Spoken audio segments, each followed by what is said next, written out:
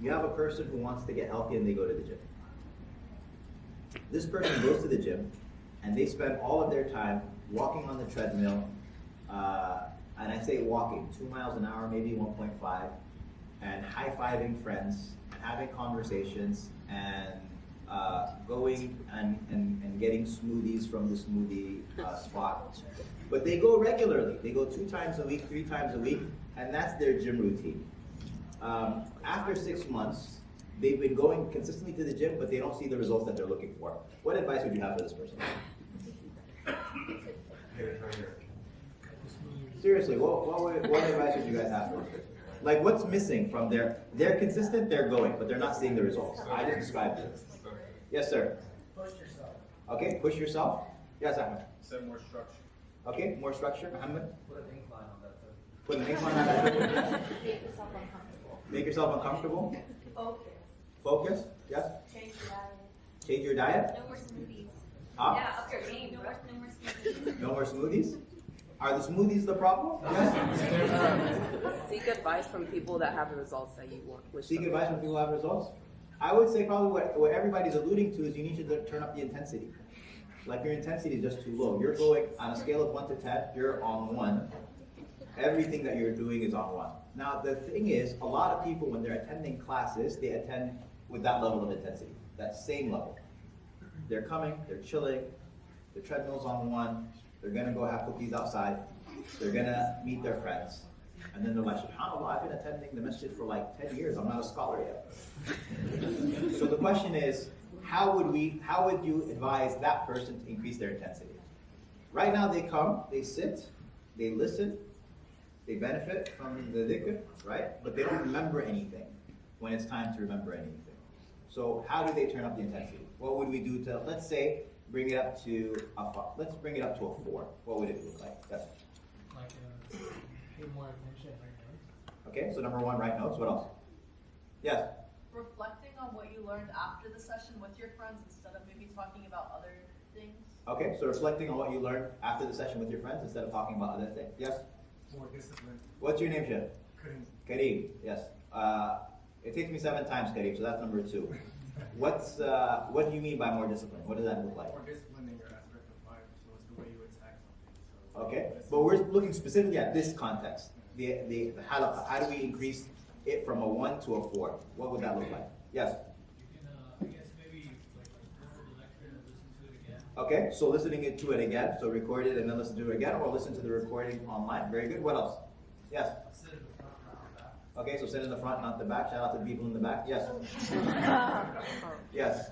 Sisters, what else you got? Yes, Muhammad. Put your hand up and ask questions. Okay, ask questions. Yes. Take notes. Okay, so we have take notes already. Yes. Transcribe the audio and give an AI to summarize and give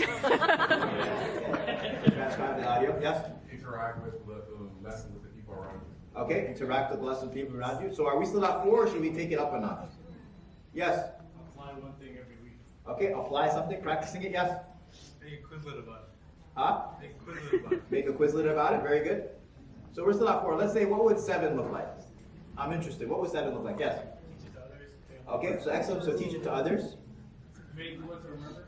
Okay, so make dua to remember it. Yes. Did you have your hand up? I did. Yes. It was like normally with any lecture, there's always something that you hear that you don't know about. Go and delve into that topic that you. Okay, so do more research on the topic. So this is an interesting part that I heard today, and now I'm going to go and explore it more. Absolutely, researching it. Absolutely. What else? What else? Anything else? We're at 7. Did we max out, or is there still 10? Yes. Write it on your own words, what you understood. Okay, so what you understood in your own words. Very good. Yes. What you learn, apply to yourself in your. Okay, apply what you learned. Okay, so we're still at 7. Now we're going to turn it all the way up. Now we're going psycho. What is 10? Yes. Hang out with the chick. Huh? Hang out with the chick. Hang out with the gym? Okay, that's not 10. That's like 1. That's what everybody does. That's what everybody does anyway. So what's 10? Yes. Forget about everything else while you're there. Forget about everything else while you're there. Yes. Read the book. Read the book. That's not 10, brother. But yeah, read the book. Like, I'll give you guys an example what 10 is. Imam al-Shafi'i went to go study the Muwatta with Imam Malik. Muwatta is Imam Malik's book of hadith. Okay? Around, I think, if I remember correctly, like 7,000 hadith. Imam al-Shafi'i doesn't read the book. He memorizes the book. And then he goes to Imam Malik. Okay? Imagine someone comes up to you and says, I memorized your book. Like that's 10. So now I'm so familiar with your book, I'm not here to necessarily be exposed to information for the first time. That's not why I'm here. I'm here because I've been wrestling with these 3 or 4 or 5 or 10 thoughts about this book that I want to engage you with.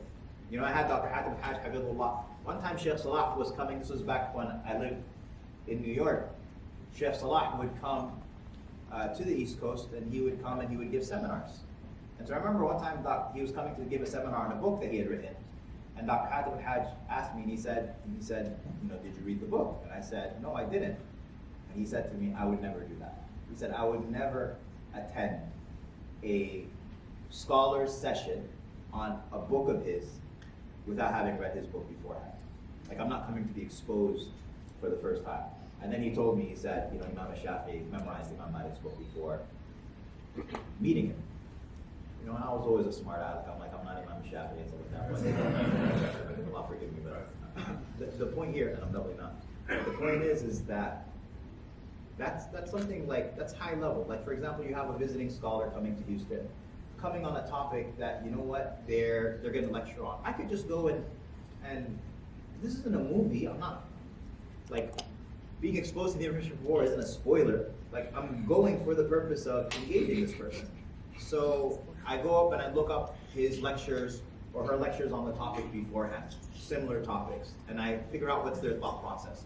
What are their arguments? What are their claims? What are their positions? And I study it and I learn it. And I prepare it like I'm coming to teach it. I prepare it like I'm coming to teach